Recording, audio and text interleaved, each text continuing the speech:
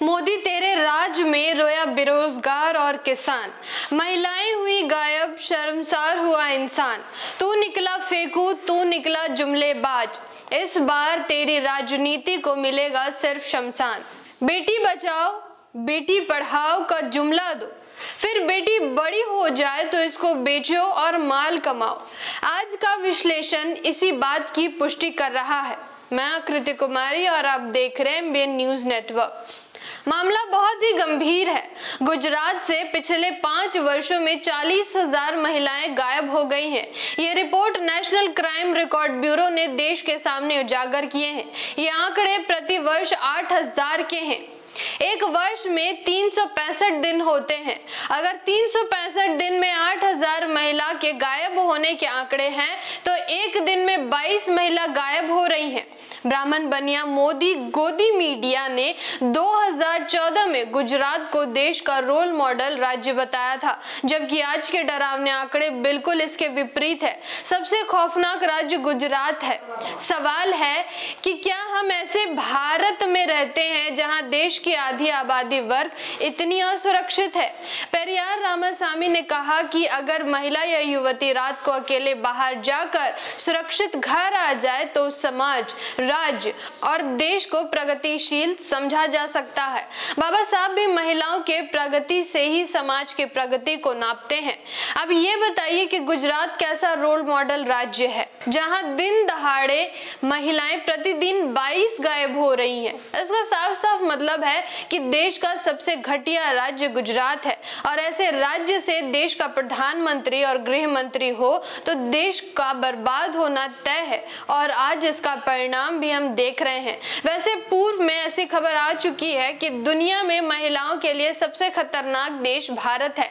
आज जब national crime record bureau से ये आंकड़े आए हैं तो ये साबित हो गया है कि भारत मनुस्मृति की मानसिकता वाले लोगों के चंगुल से नहीं निकला है। जिस मनुस्मृति में महिलाओं को सिर्फ और सिर्फ दोहन और भोगने का वस्तु बनाकर हजारों वर्षों तक ब्राह्मणी व्यवस्था ने रखा था, उसी तरह का व्यवहार आज देश में विशेषकर गुजरात में महिलाओं के साथ हो रहा है।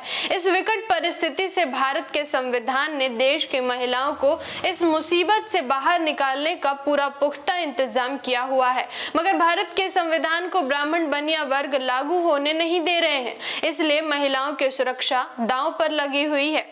अभी हाल फिलहाल में ये भी खबर आई है कि बागेश्वर धाम आश्रम से भी महिलाएं गायब हुई हैं। बहुत हद तक भारत की शिक्षा व्यवस्था का ब्राह्मणीकरण भी इसका जिम्मेदार है, जिसमें धर्म, आडंबर जैसे बातों का भरमार है। इन सब परिणामों से यह साबित हो रहा है कि देश गलत पार्टी और गलत लोगों के हाथों में चला गया है और इसको सही हाथों में देने का काम भी उन्हीं को करना होगा जिन्होंने 2014 में गलत हाथों में देश को दे दिया है। एक तरफ जिस धर्म में महिलाओं को देवी का दर्जा देकर मिट्टी के मूर्ति के रूप में पूजा, यही ब्राह्मण बनिया वर्ग के द्वारा किया और करवाया जाता है। उसी ब्राह्मण बनिया वर्ग के राजनीतिक पार्टियों जैसे कांग्रेस, बीजेपी के शासनकाल में महिलाओं की दुर्गति की पराकाष्ठा है। बाबा साहब ने 25 नवंबर 1949 को संविधान सभा में अपने अंतिम भाषण में देश का भविष्य जनता और उसके बुद्धिजीवी वर्ग को सौंपा था। इस दृष्टिकोण से मूल्यवासी बहुजन समाज के पढ़े लिखे बुद्धिजीवी वर्ग को आम मूल्यवासी जनता को सही दिशा में सोचने के लिए तैयार करना होगा। यही मात्र और एकमात्र माध्यम महिला, पुरुष, किसान, बेरोजगार के हित में साबित होगा। अपने विचार भी हमें कमेंट बॉक्स में जरूर बताएं। वीडियो को अधिक से अधिक सोशल मीडिया प्लेटफॉर्म्स में शेयर करें और अगर आपने अभी तक हमारे न्यूज चैनल को सब्सक्राइब नहीं किया है तो कर दे। साथ ही बेल आइकन को भी प्रेस कर दे ताकि नई वीडियो के नोटिफिकेशन आपको मिलती रहे। धन्यवाद। जय संविधान, जय भारत।